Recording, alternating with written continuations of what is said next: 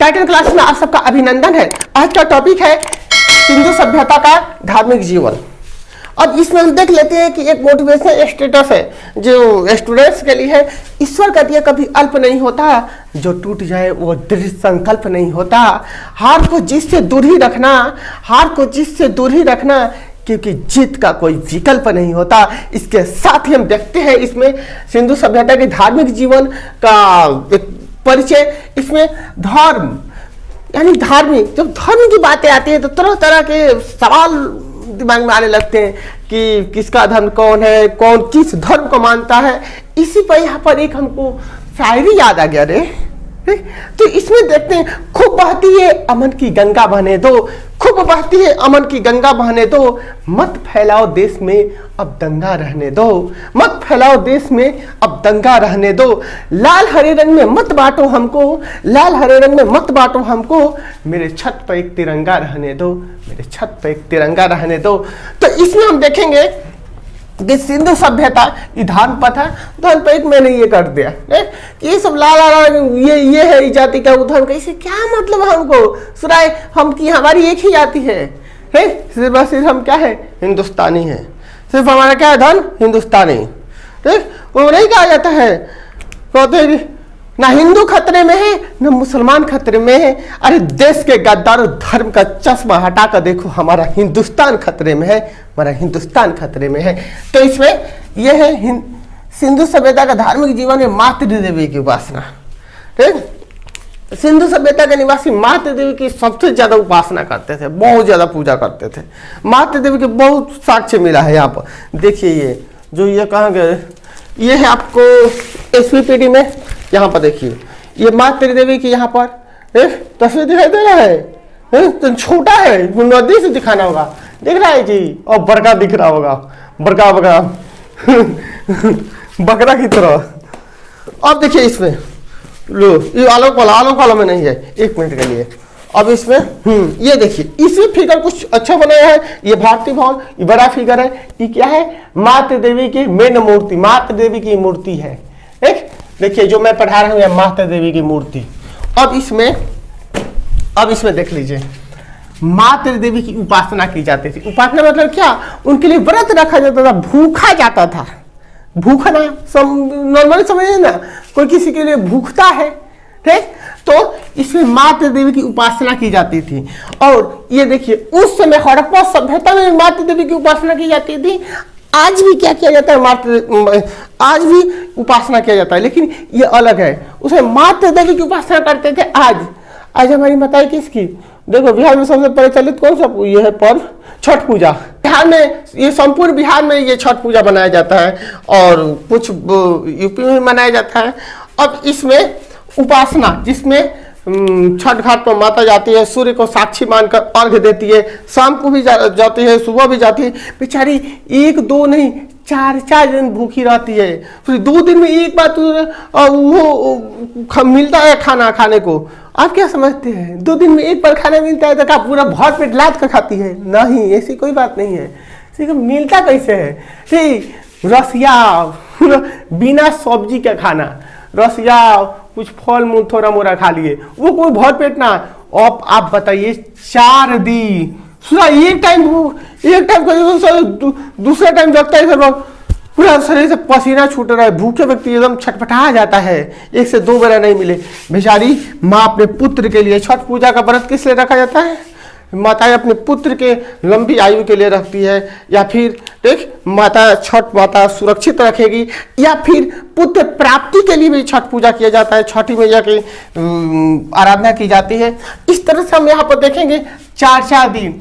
लेकिन याद रखना लड़के साहब, तू सब भूल से भी मत ये कर लेना कि हम भी भूखेंगे, एकदम कितने लग रहा है मम्मी हमको भी, हम भी भूखेंगे, तो खाने के लालच में कर हम भी भूखेंगे, चली जाएगी, लटक जाएगी, एकदम ऊपर चली जाएगी। सर कहीं क्या बताते हैं लड़के सब, काहे नहीं भूखना चाहिए। यही गलती एक बार की थी, कौन, ये कुंती की थी।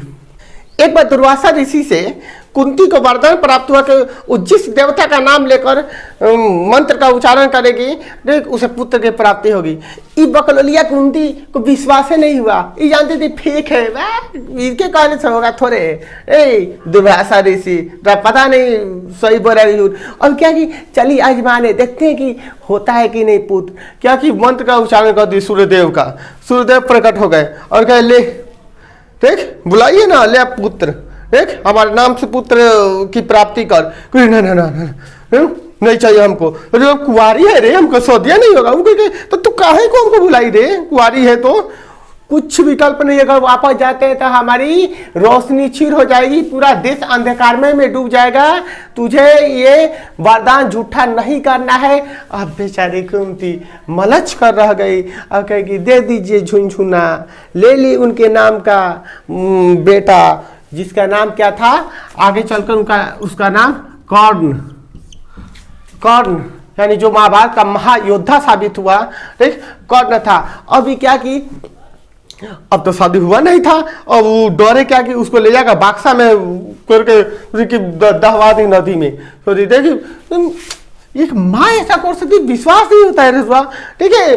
कितना मतलब पत्थर दिल होकर दहवा दी कि शादी नहीं होगा, दिक्कत है रे, जरूरी तो लेकर आ जाती करने को, क्या दिक्कत था है, जरूरी जाता है तो आजमाना। हर लड़के की एक बहुत बड़ी खराबी होती, हर व्यक्ति को आजमाना शुरू कर देती, आजमाना। एक कहीं भी जाएगी बाहरी देखेगी लड़का खड़ा है ससुरा है, तनी देखते हैं ठीक हमने ये ताक रहा है कि नहीं। थोड़ा सा देखकर अपना सहेली को बुलाकर ए निधु निधु थोड़ा सा मुस्कुरा देगी, तक देगा, ठीक आजमा लेती है। हाँ जहाँ ताक दिया अब समझ ली, अब उसके बाद चले चल चल, अब क्या अब आगे पीछे तू मुस्कुरा दी, हंसी तेरी जिंदगी फांसी अजीब तरह से, ठीक। तो लड़की जब आजमाना नहीं किसी को, वो जगह दिक्कत, ठीक। वही आजमाने का परिणाम हुआ कि कुंती को कितना बड़ा बार बार उसको प्रताड़ना सहना पड़ा। तो ये देखिए उपासना, इसलिए कभी भी हमारी माताएं छठ पूजा में अपने बच्चे के लिए उपासना करती है, ठीक। यहाँ ठीक है लड़का सब तू सब उपासना मत शुरू कर देना, तो नहीं तो कुंती का हाल हो जाएगा, कुंवारी में गर्भवती हो जाएगी, कोई पूछने वाला नहीं होगा, शादी विवाह नहीं होगा, ठीक है। ऐसे ही तू कलंकित हो जाएगी। उसका ले जाकर क्या कहे मतलब हटाओ। अब इसमें देखिए उपासना, अब इसमें क्या मिला है, अर्धनग्न स्त्री का चित्र मिला है। एक अर्धनग्न आधा शरीर पर आधा वस्त्र है वैसा चित्र मिला है, अर्धनग्न स्त्री का चित्र मिला है। और उसके सिर पर क्या था, टोपी था और गले में हार था।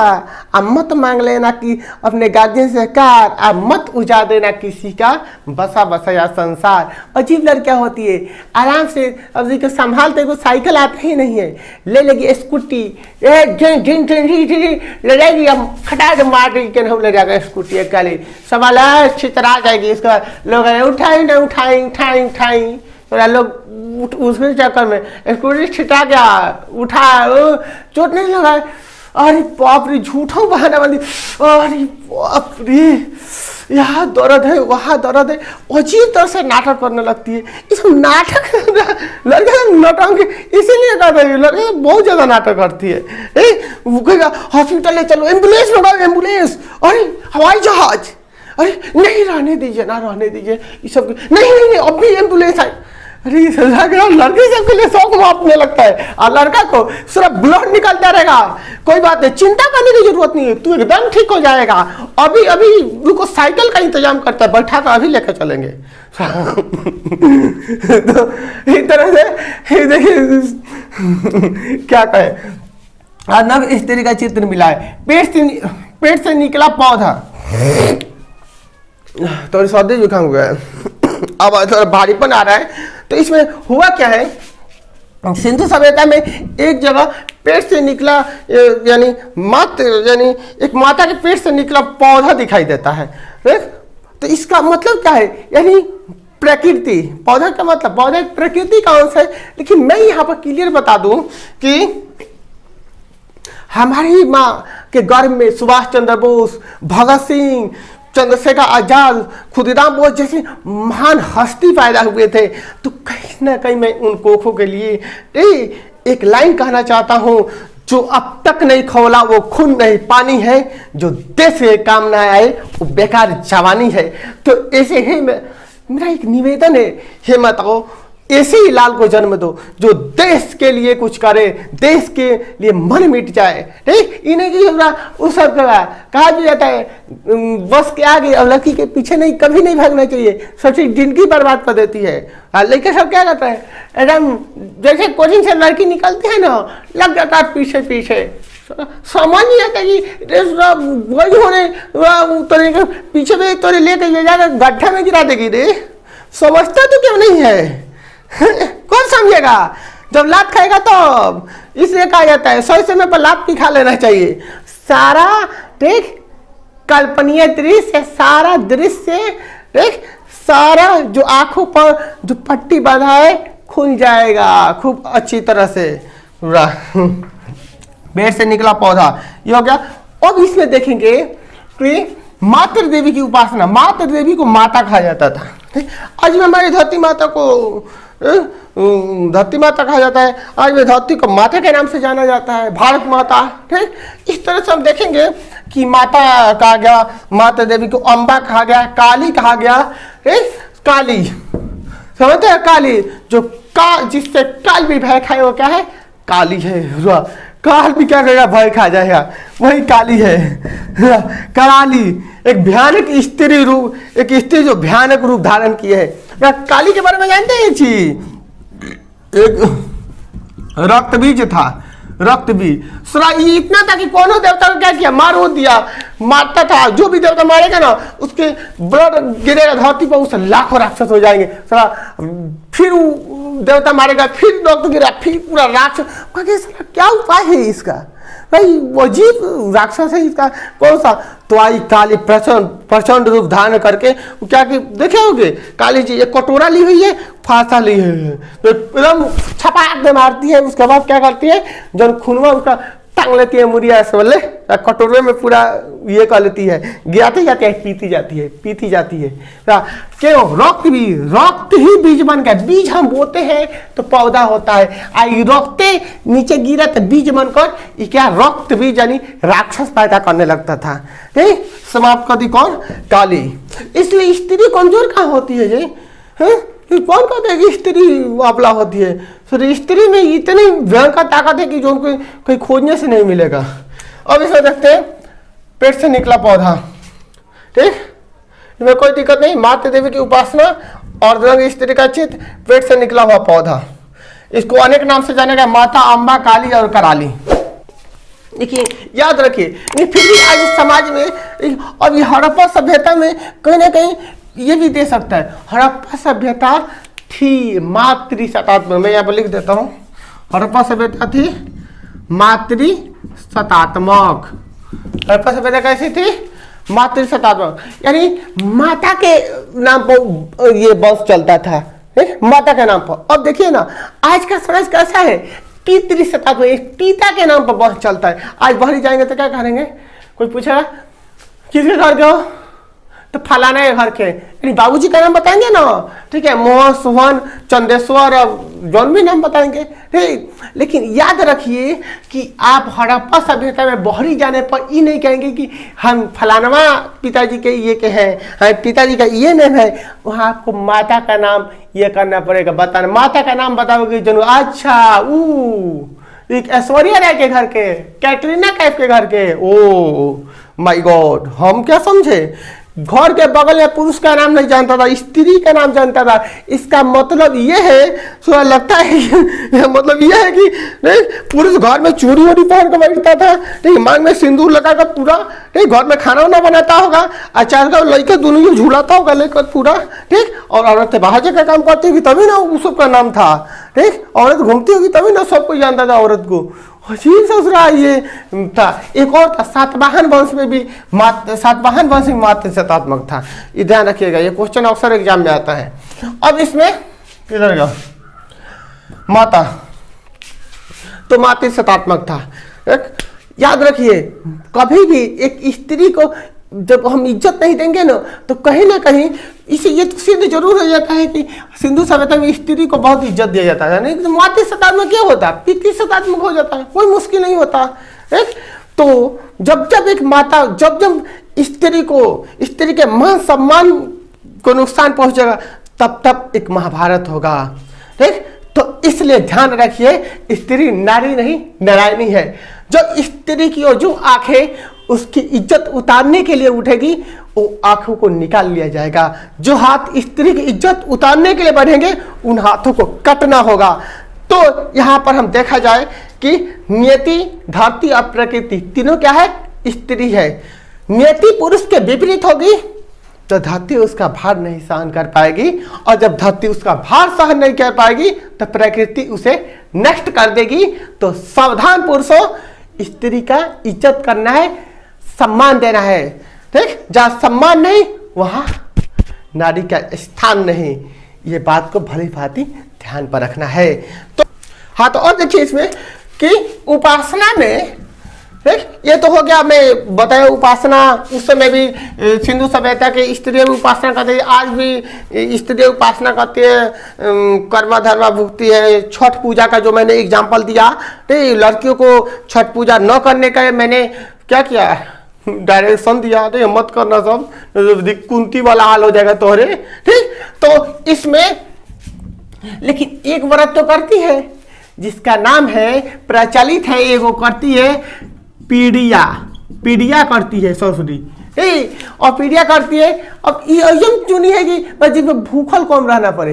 एक दिन सुबह उठेगी, ठीक, आराम से भोर में उठ के दही चूड़ा पूरा धो के कचौर कर खा लेगी पूरा के पूरा। उसके बाद कहेगी कि हाँ दिन पर हम भूखल है, और शाम को भी आएगा, मंगा लेगी, जो ना रसगुल्ला लेते आ तो ये फल लेता, सब रसगुल्ला फल वो तो ऊपर यहाँ पर मंगवाएगी। सुबह कोनो पता नहीं अपने भाई से रसगुल्ला फल मंगा लेगी, और कोनो से कह देगी रे ले लेना पैसा, तो गोलगप्पा लेते रहिए, ठीक है, चाट फाट के मंगा कर सुई चुरा कर उन्हें खाओ लेगी। नहीं, उसके बाद हाँ हम क्या है, सामने शरीफ है, तो पीछे तो पूरा खाया होगा, मस्त है।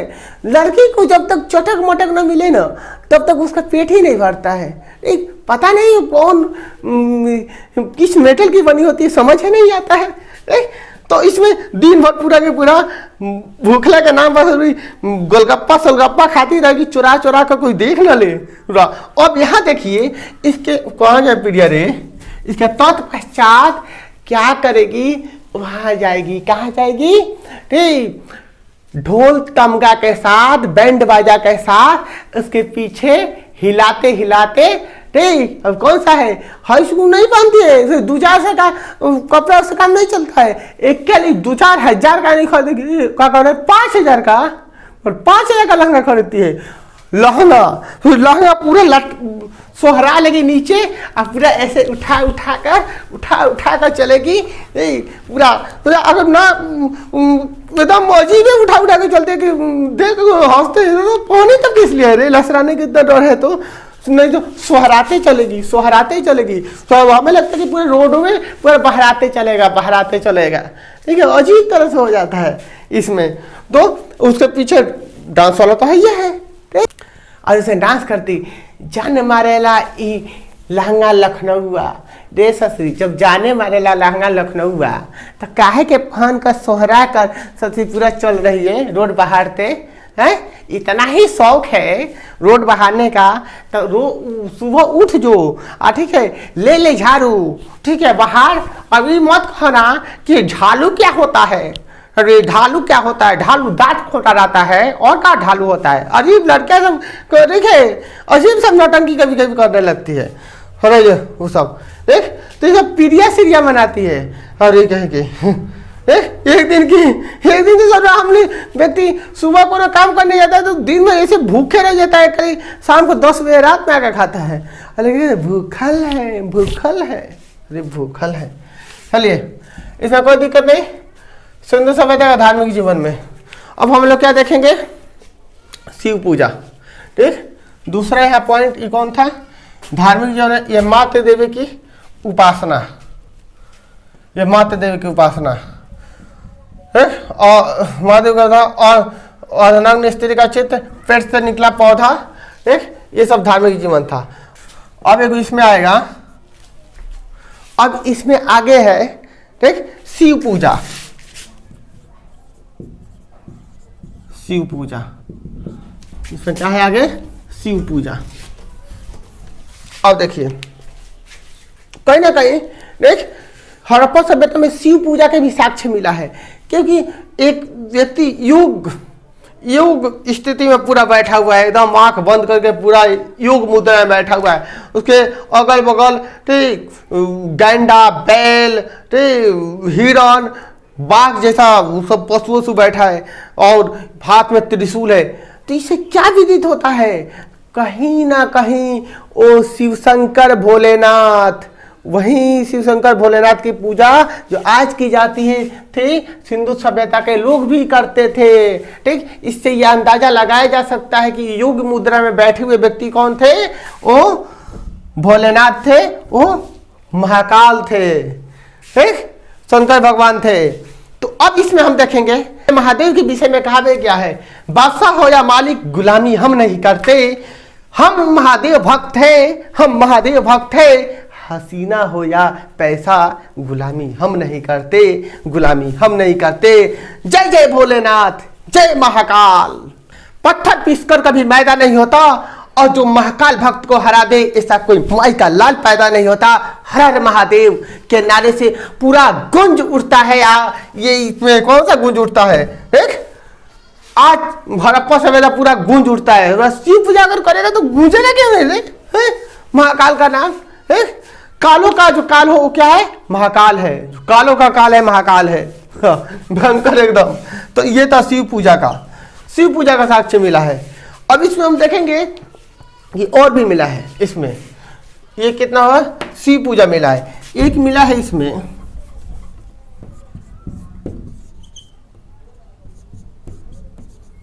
लिंग एवं योनि पूजा। अब देखिए यहाँ पर क्या लिखा है, लिंग एवं योनि पूजा, यानी सिंधु सभ्यता में लिंग एवं योनि पूजा का भी साक्ष्य मिलता है। तो लिंग को शिव पूजा से जोड़कर देखा गया है, क्योंकि शिवलिंग, शिवलिंग देख लीजिए बोर्ड पर है शिवलिंग, ठीक उसी तरह शंकर भगवान का होता है, जिस पर ले जाकर हम क्या करते हैं, जल चढ़ाते हैं। ठीक, तो कहीं ना कहीं हम देखेंगे इसमें तो लिंग एवं योनि पूजा का संबंध शंकर से यानी भोलेनाथ से ही माना गया है। तो एक दूसरे का इसे पर्याय माना गया है, इसमें किसी को कोई दिक्कत नहीं है। छात्रों के लिए अंतिम रूप से हम ये कहना चाहेंगे कि जो भी बच्चे जो आर्ट्स पढ़ने के इच्छुक हैं, जो देख 2024 में जिनका एग्जाम है, क्लास शुरू हो चुका है 1 मार्च से ही। ये हथुआ जिला गोपालगंज देख यानी गोपेश्वर कॉलेज हथुआ के जस्ट सामने पढ़ाई होता है, वहाँ आप आकर ठीक है पढ़ाई का लाभ ऑफलाइन उठा सकते हैं। हम स्टूडेंट को कहना चाहेंगे, जब टूटने लगे हौसले तब याद रखना, जब टूटने लगे हौसले तब याद रखना, बिन मेहनत हासिल हो ताज नहीं होते। अंधेरी में भी ढूंढ लेते हैं रोशनी, अंधेरी में भी ढूंढ लेते हैं रोशनी, जुगनू कभी रोशनी के मोहताज नहीं होते। के साथ ही हम ठीक आज का ये धार्मिक जीवन का ये 2-3 टॉपिक सिर्फ मैं आज पढ़ा पाया हूँ, इसका नेक्स्ट टॉपिक आगे पढ़ाऊंगा, नेक्स्ट डे पढ़ाऊंगा। तो मैं यहीं पर समाप्त करना चाहता हूँ। जय हिंद, जय भारत।